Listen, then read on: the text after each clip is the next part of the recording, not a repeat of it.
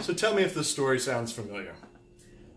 It's late, you're running late, you're making something for the next day or maybe for that day, and you do something stupid that you know better not to do, and you mess something up.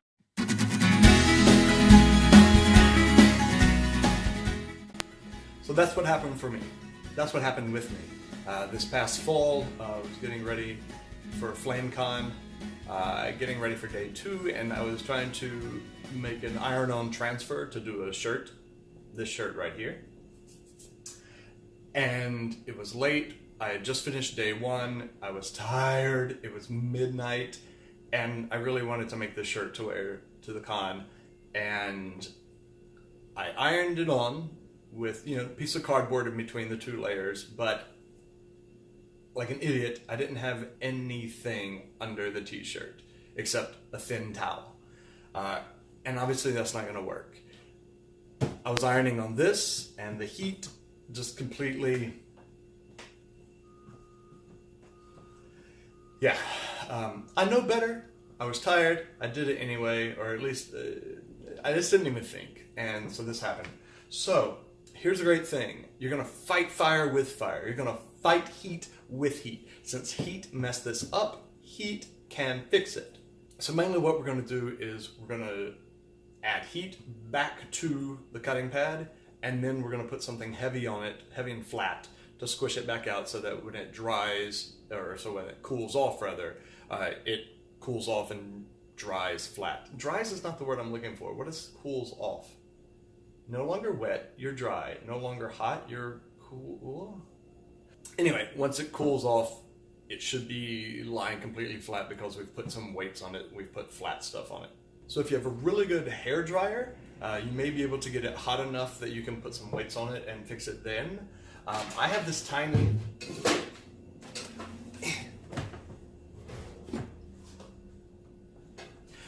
My wife has this tiny hair dryer. She doesn't have much hair, so she doesn't need much. And I, clearly, it's still wet, clearly never use a hair dryer. So it wasn't, I tried this once already, made an entire video about it. Tried this once already, and this just did not get it hot enough. We even let it sit overnight with a marble slab on top of it, and it still didn't do it. I just think I wasn't able to get it hot enough. But I've got my iron going over here, and so I figure since it was, why am I talking? I figure since it was an iron that got it hot, let's use an iron to fix it. Now, of course, you don't want to iron directly onto the self-healing mat. Self-healing for cuts. It's not self-healing for burns. So let's see what we can do. Now, before you cover it all up, you want to take note of about, obviously what area to iron. Because I don't want to be ironing way out here. Don't need to. Same with over here. So I'm going to look at from 6 to 25. Really needs a lot of work. And luckily for me, the towel that I have has these, what are these?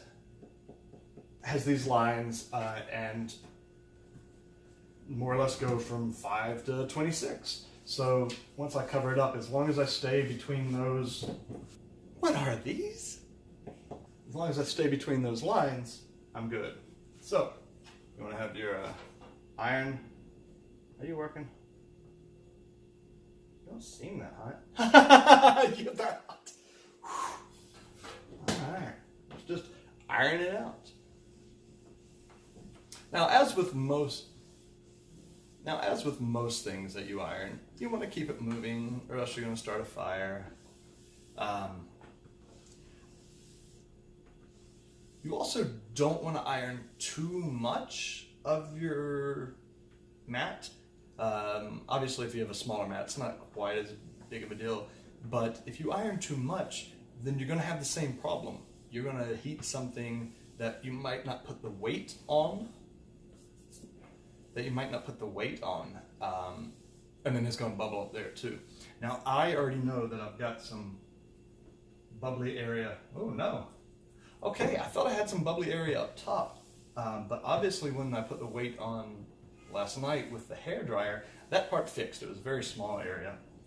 And you're just going to keep working at it. Let's talk about weight, shall we? Not your weight, You're beautiful. You're wonderful just how you are. However,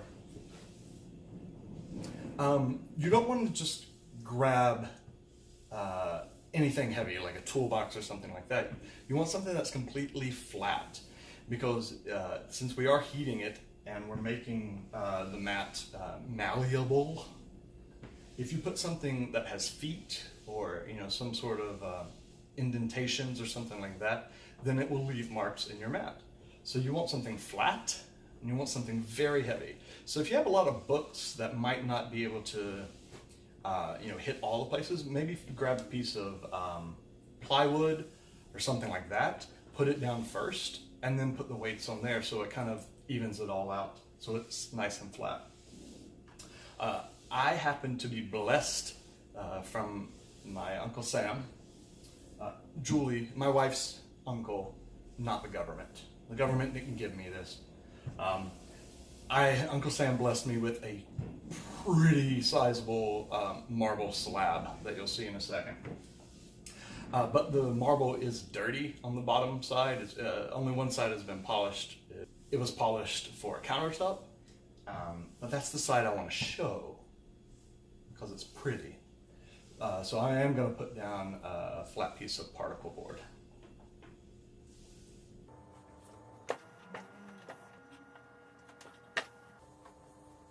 You want to get it nice and hot.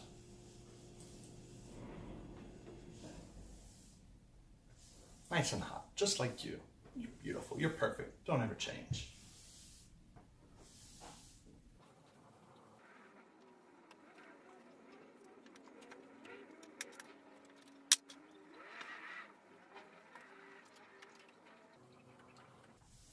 So from time to time, you're going to want to check to see how nice and squishy it is. Oh yeah, it's nice and squishy. So if you check how malleable it is beforehand, that gives you a good idea, to compare it to. So just check it after, as you're ironing for a while. Because you're going to want it pretty hot, pretty malleable. I have a really hard time with that word, so I have to just stumble my way through it on purpose and be like malleable, or else I'm like malleable. It's because I'm Southern. Malleable. Is that it? I don't even know if that's how you pronounce it. Malleable.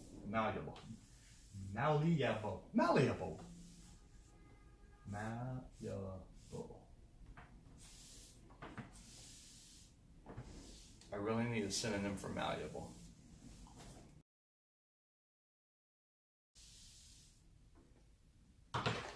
Here we go.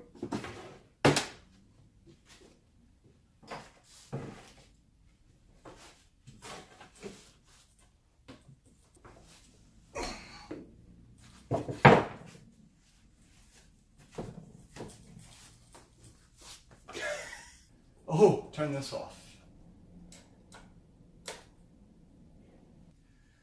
Anyway, so we're gonna let this sit. I'll probably let it sit a couple hours, maybe overnight.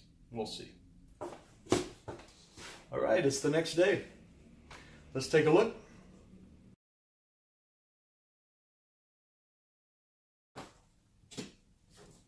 Ooh, nice.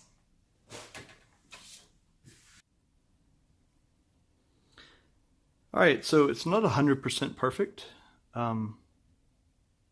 As you can see here, got a little bit more, bubbling here and here. You can definitely tell with that light from the left, leaving a nice shadow.